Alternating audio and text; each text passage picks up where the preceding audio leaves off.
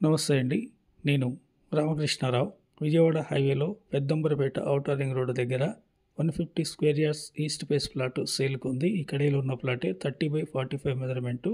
Outer ring road నుండి గండిచేరి వెళ్లే రోడ్లో ప్లాట్కి దగ్గరగా నిధి కన్వెన్షన్ హాల్ ఇది ప్లాట్కి జస్ట్ 300 ఫీట్ దూరంలో ఉన్న HMDA gated community villa project ఇది ప్లాట్కి వెనక భాగంలో ఉన్న 70 ఏకర్స్ విల్లాస్ ఇవి.